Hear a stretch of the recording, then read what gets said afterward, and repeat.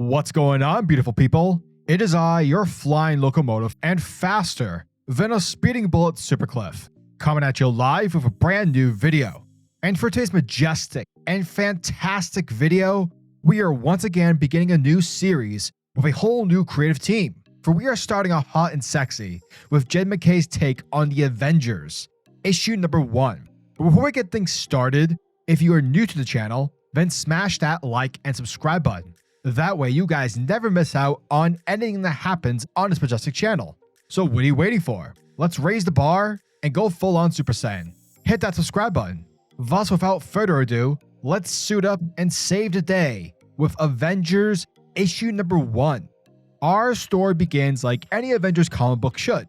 The drafting of heroes. The pickings of who's going to be on the new Avengers roster. Therefore, like any draft day, which, let's be honest, people, a brand new Avengers issue 1 comic is essentially Marvel's version of the NFL draft.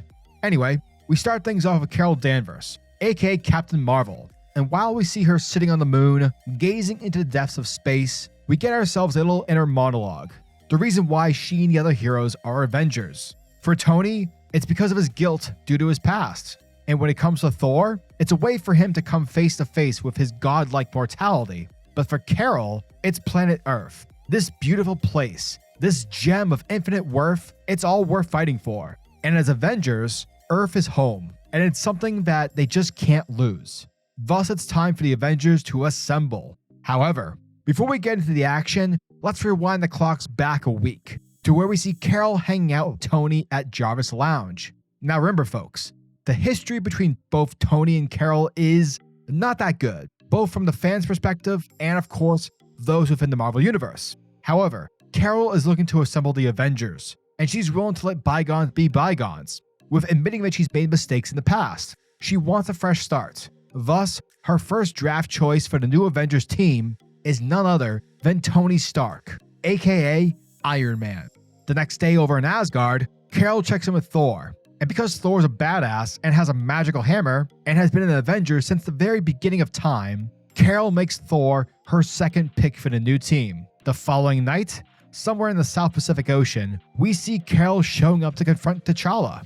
Now, in case you don't know, during the events of John Ridley's Black Panther book, which is quite controversial, T'Challa messed up, for his actions led him to become exiled from Wakanda. And for the very first time, Black Panther is without Wakanda, which of course makes T'Challa the perfect choice for being pick number 3. Plus, it also gives him the chance to make up for past mistakes. Elsewhere in the Lower East Side of New York, both Captain America's Sam Wilson and Steve Rogers are duking it out in the ring. And you know how it is, you gotta get that sweat game going. Now, eventually, Carol shows up to make her 4th pick. But surprisingly, her pick isn't Steve. Rather, it's Sam Wilson, aka Captain America with wings. The next day at the North Pole, Captain Marvel flies over to meet with the Vision. And man, I gotta say, it's been some time since we've seen the Vision. And so while the two heroes catch up and whatnot, Vision tells us that ever since the Judgment Day event from the last year, he's been having somewhat of a midlife crisis, given the fact that he's a machine. And therefore, because of that, he wasn't judged by the Celestials, meaning according to them, he isn't considered a living being, therefore isn't a person. But Carol tells him not to worry about it because at the end of the day, the Celestials suck. They're terrible at parties, whereas you, Vision, you know how to dance. And thus Vision becomes the 5th pick. But hold on a sec, folks, because there's one more. For the Avengers team wouldn't be a team without a bit of magic. And so it's here where Carol decides to visit Wanda Maximoff, aka the Scarlet Witch. And after a bit of tea time, Scarlet Witch becomes the 6th pick. And with that, we have ourselves the new team, the new roster of the Avengers. And it's with that where we fast forward to the present, where the Avengers are taking on a robotic being that's attacking Project Pegasus' main base. And this thing is called Terminus. Now, thanks to some exposition given to us by Tony, Terminus is an alien cybernetic organism. And so basically, like any huge gigantic robot monster, this thing is after energy. Now, after many attempts of trying to take down Terminus while, also evacuating the area and saving people from danger, it turns out the only way to stop the big bad robot is if Captain Marvel pulls off some badassery. Therefore, with a combo attack with the help of Scarlet Witch, using her magic to assist Carol, they're able to take out Terminus. However, the effects from doing so from Wanda's magic transport Carol into a random prison. Basically, it looks like a glass cage full of emotion. And so while she's trying to comprehend what the heck just happened, it turns out Captain Marvel isn't alone, because it turns out that Kang the Conqueror is also stuck in there with her. And by the looks of him, he ain't looking too hot, for Kang the Conqueror has a message of what's to come, and it's that of a warning. Dun dun dun. And that, folks, was the end of Avengers issue number 1. And thank you guys for checking out my video, as it truly means the world to me. So yeah, like I said in the beginning of this video, whenever a brand new Avengers comic gets launched, you can bet your bottom dollar that the first issue is going to play out like the Marvel NFL draft.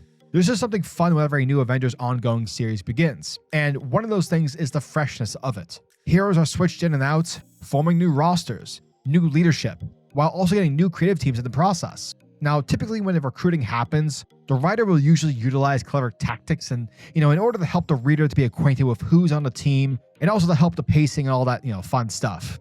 Now, for me personally, I'm not really a Captain Marvel fan, never really been one, so the fact that she's leading this iteration of the Avengers team definitely didn't excite me at first, but once I found out that Jen Mackay was up for the challenge for writing and was teaming up with the artist CF Villain, which, fun fact, the two of them both worked together to make the Black Cat series, which is super underrated, I was sold. And hot damn, am I glad I was able to pick this up. This was a great first issue for the Avengers. There's definitely a lot to love here. Like I said, I'm not the biggest Captain Marvel fan. However, what Jen Mackay does with the characters is pretty neat. When it comes to Captain Marvel, she isn't known to be liked, which is mostly due to her actions in Civil War 2 and her being portrayed in the MCU by Brie Larson, which the internet has just, declared war on.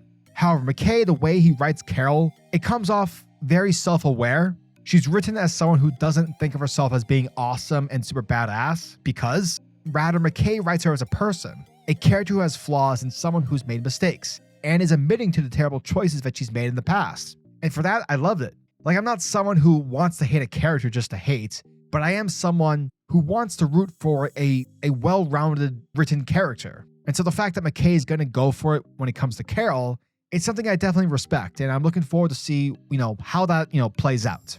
Another thing too is the way the book handles the recruitment. A lot has happened with a lot of these characters. Scarlet Witch has been basically, exiled from being an X-Men. Black Panther has been exiled from Wakanda.